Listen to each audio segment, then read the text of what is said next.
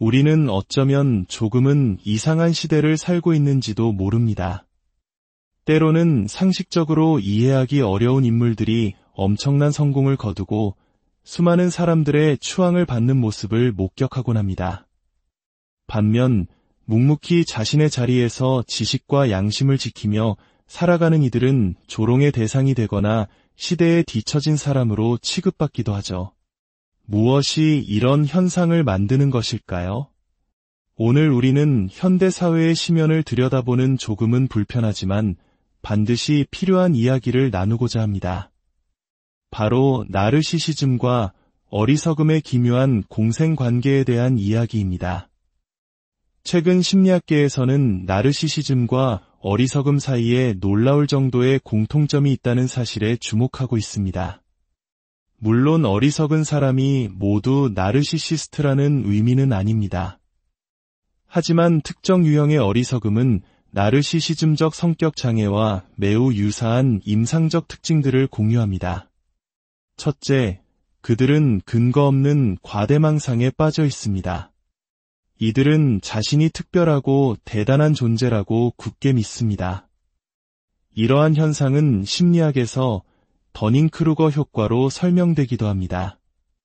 이는 자신이 얼마나 무지한지를 깨닫지 못할 만큼 무지한 상태를 말하는 것으로 어설픈 지식을 가진 사람이 오히려 자신의 능력을 과대평가하는 경향을 보이는 것이죠. 그들은 스스로를 천재라고 생각하지만 실제로는 배움을 거부하기에 가장 어리석은 상태에 머물러 있습니다. 둘째, 그들은 특권의식에 사로잡혀 있습니다. 세상이 자신을 중심으로 돌아가야 한다고 믿으며 마땅히 특별한 대우를 받아야 한다고 생각합니다. 이러한 태도는 현실적인 노력이나 성취 없이도 최고의 결과를 얻을 수 있다는 비뚤어진 믿음으로 이어집니다. 셋째, 그들은 마법적 사고에 깊이 빠져 있습니다. 내가 마음만 먹으면 무엇이든 할 수 있고 온 우주가 나를 도울 것이다. 와 같은 비현실적인 믿음을 가지고 살아갑니다. 이는 마치 어린아이의 자기중심적 사고방식과 닮아 있으며 현실의 복잡성과 어려움을 완전히 무시하는 태도입니다. 우리가 살고 있는 이 시대는 이러한 어리석음이 자라나기에 너무나도 비옥한 토양을 제공하고 있습니다. 첫 번째는 진실주의라는 기이한 현상입니다. 이는 개인의 의견이 객관적인 사실과 동등한 가치를 지닌다는 믿음입니다. 사실은 단지 수많은 의견 중 하나일 뿐이라고 치부해버리는 것이죠. 백과사전에 명확히 기록된 역사적 사실조차 그건 당신의 의견일 뿐이고 내 의견은 다르다라고 말하는 시대입니다. 두 번째는 악성 평등주의의 확산입니다. 스마트폰만 있으면 누구나 위키피디아와 같은 정보의 바다에 접근할 수 있게 되면서 한 분야에 평생을 바친 전문가와 단 몇 분간 인터넷 검색을 한 사람의 지식이 동등하다고 여기는 풍조가 생겨났습니다. 이는 진정한 의미의 평등이 아닌 지식과 경험, 그리고 권위에 대한 존중이 완전히 사라진 위험한 평등의식입니다. 의사, 과학자, 법률가와 같은 전문가들의 의견은 기득권의 목소리로 폄하되고 출처불명의 자극적인 정보가 오히려 진실처럼 받아들여집니다. 이런 어리석음을 가진 사람들의 감정세계는 매우 단순한 두 가지 축으로 이루어져 있습니다. 바로 질투와 증오입니다. 그들은 자신보다 뛰어난 지적 능력을 가진 사람들을 본능적으로 질투하고 미워합니다. 학식이 높은 사람들을 배운 척하는 재수없는 인간으로 비난하고 전문 지식 그 자체를 경멸합니다. 그들의 증오는 자신들의 열등감을 감추기 위한 방어기제인 셈입니다. 하지만 동시에 그들은 자신과 비슷하거나 혹은 자신보다 더 어리석어 보이는 우상에게는 열광적인 존경과 찬사를 보냅니다. 대중 앞에 나서서 상식 밖의 발언을 서슴지 않고 복잡한 문제를 매우 단순하고 폭력적인 방식으로 해결하려는 듯한 인물에게 매료됩니다. 왜일까요? 그들의 성공을 보며 이런 생각을 하기 때문입니다. 저런 사람도 저렇게 성공했는데 나라고 못할 게 뭐람. 이들에게 지적인 거인들은 감히 넘볼 수 없는 좌절감의 대상이지만 어리석은 우상들은 자신에게 희망을 주는 존재처럼 보이는 것입니다. 그들은 우상을 숭배하는 것이 아니라 우상에게 투영된 자신의 성공 가능성을 숭배하는 것일지도 모릅니다. 과거 우리 사회에는 문지기 역할을 하는 시스템이 존재했습니다. 책 한 권을 출판하려 해도 출판사의 편집자들이 원고의 가치를 판단했고, 신문에 글을 싣거나 영화를 만들거나 정치를 하려 해도 그 분야의 전문가나 기관이라는 중간 과정을 거쳐야 했습니다. 이 문지기들은 최소한의 질과 상식을 담보하는 역할을 수행했습니다. 하지만 오늘날 기술의 발전은 이 모든 문지기를 파괴해버렸습니다. 이제 누구나 손안의 스마트폰 하나로 자신만의 방송국과 출판사를 가질 수 있게 되었습니다. 이러한 탈중계화 현상은 정보의 민주주의라는 긍정적인 측면도 있지만 동시에 검증되지 않은 정보, 저급한 주장, 심지어는 유해한 선동까지 아무런 제재 없이 대중에게 퍼져나갈 수 있는 길을 열어주었습니다. 어리석은 자들이 목소리를 낼 수 있는 힘을 얻게 된 것이며 이들의 목소리가 커질수록 사회는 바보 민주주의, 즉 이디오크러시로 전락할 위험에 처하게 됩니다.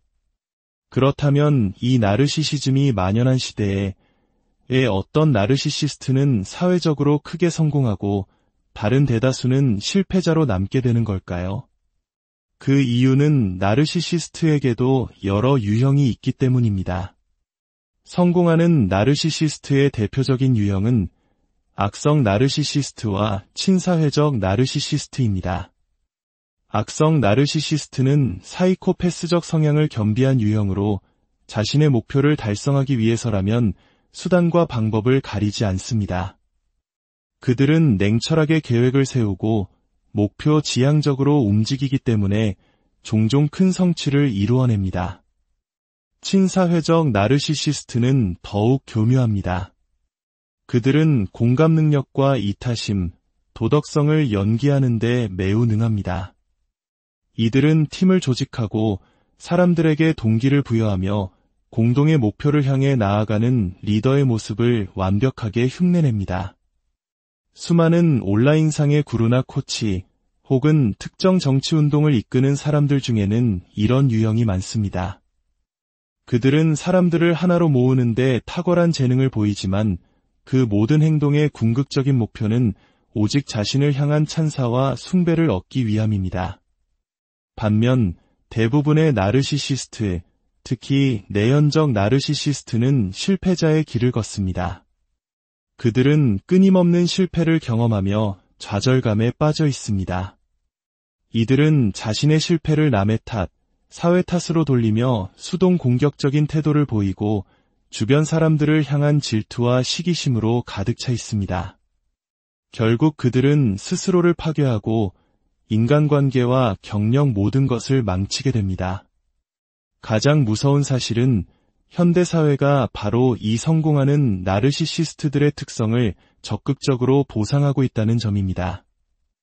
야망, 무자비한 경쟁, 냉정함, 공감 능력의 부재와 같은 특성들이 오히려 성공의 필수 조건처럼 여겨지고 있습니다. 반대로 깊이 있는 지식이나 배움은 괴짜들의 전유물로 치부됩니다. 이런 문화 속에서 어리석음과 나르시시즘을 겸비한 인물들이 사회의 정점에 오르는 것은 어쩌면 당연한 결과일지도 모릅니다. 그들은 자신들의 가치관으로 세상을 재편하고 역할 모델이 되어 다른 사람들에게 모방하도록 강요합니다. 나르시시스트는 본질적으로 거짓된 존재입니다. 그들은 자신이 거짓말하고 속이고 있다는 사실을 알기에 다른 모든 사람들도 그럴 것이라고 믿습니다. 이러한 불신은 사회 전체로 퍼져나갑니다. 그들은 전문가를 믿지 않고 제도를 믿지 않으며 학문을 믿지 않습니다. 오직 자신의 왜곡된 신념과 판타지만을 진실로 받아들입니다. 그들은 현실의 기반을 무너뜨립니다.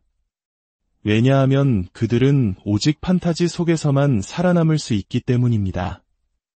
우리 사회는 점차 현실을 거부하고 판타지를 기반으로 하는 문명으로 나아가고 있습니다. 소셜미디어와 같은 기술들은 우리를 현실에서 떼어내 가상의 공간으로 이끕니다. 현실의 가족, 친구와 보내는 1분이 페이스북이나 인스타그램에 쓰이지 않는 1분이라면 기술 기업들은 우리가 현실에 머무는 것을 원치 않을 것입니다. 이 판타지 기반의 기술들은 질투, 분노, 그리고 무엇보다도 어리석음을 증폭시킵니다. 어리석은 사람일수록 더 많은 어리석은 사람들의 관심을 끌고 이들은 서로에게 더 어리석은 정보를 퍼나르며 끝없는 악순환의 고리를 만듭니다. 우리는 지금 나르시시즘이 더 이상 정신병리가 아닌 사회에 성공적으로 적응하기 위한 긍정적인 적응 방식이 되어버린 시대를 목격하고 있습니다.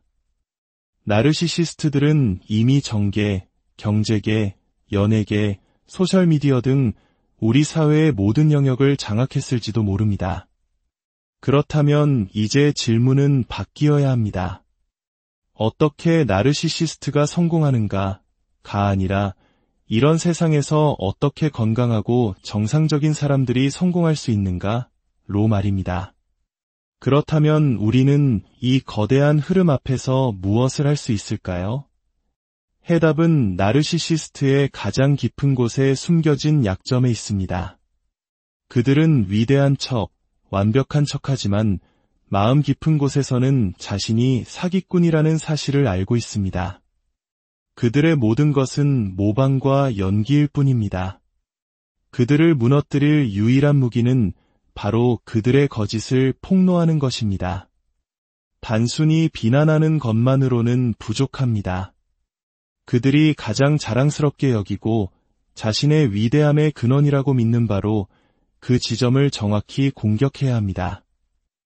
스스로를 천재라고 믿는 나르시시스트에게는 그가 사실은 얼마나 어리석은지를 증명해야 합니다. 스스로를 도덕적인 사람이라고 포장하는 나르시시스트에게는 그가 얼마나 비도덕적이고 착취적인지를 증명해야 합니다.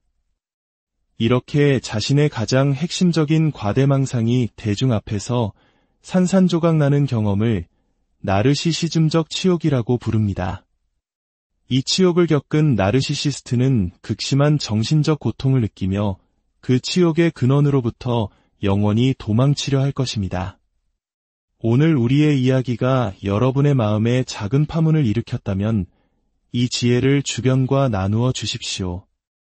여러분의 좋아요와 구독은 저희가 이처럼 의미 있는 탐구를 계속해 나갈 수 있는 가장 큰 힘이 됩니다. 더 많은 이들이 현실을 직시하고 우리 사회를 더 건강하게 만드는 데 동참할 수 있도록 말이죠. 냉철한 이성으로 현실을 직시하고 우리 각자가 진실의 문지기가 되어